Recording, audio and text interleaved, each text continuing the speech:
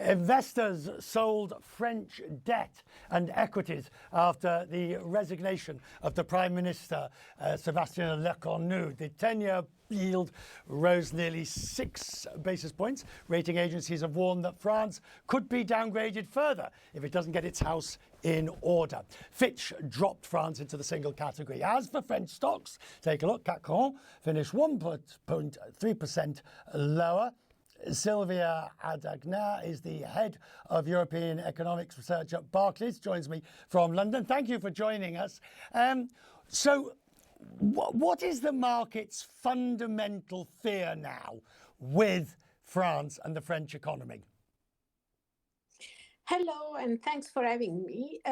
Well, the fundamental worst case scenario for the market is the political instability. So if France were to have new legislative elections, the market will continue to price that in a negative way. But I think the worst case scenario is one in which President Macron would resign, and so also early presidential election would occur. Even in the case of legislative election, obviously political instability means uncertainty, means even lower growth than the already lackluster one that France is experiencing. You see, the point of just listening to what you were saying then, the point about this is there are no good options. Whatever happens, it's going to be tumultuous. The market is going to be very volatile. Would you agree? Yes, so I agree that the market will remain volatile. We know that President Macron had asked the outgoing PM to try even one more to find agreement within the parties for a government and for a budget. If that doesn't happen and there will be election, yes, there will be a period of volatility, and then we'll see what parliament and what elections would deliver. What do you think the market, does the market, I know that's like saying, the market is an amorphous group of people, but is there a favoured route? Would they prefer new elections? Would they prefer Macron's resignation? What's the market's preferred solution?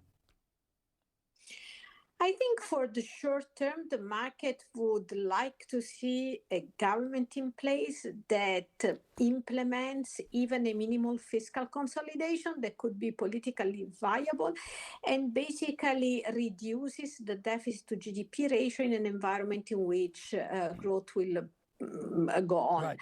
I mean, if that's not possible without election, the market would rather prefer legislative election, I think, without presidential elections.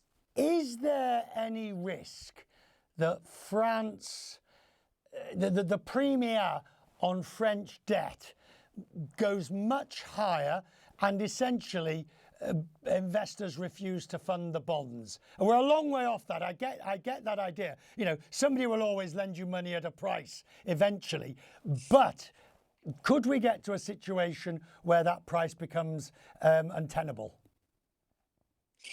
Again, that's absolutely not our baseline case. Fiscal crisis, as you suggested, happen very fast. And what we think is that it would have to be a combination of serious political concerns and instabilities and a new government and a new president in place that refuses to address the fiscal fundamental problems that France has. Silvia, I'm grateful. Thank you very much for joining us. I appreciate it. Thank you very much indeed.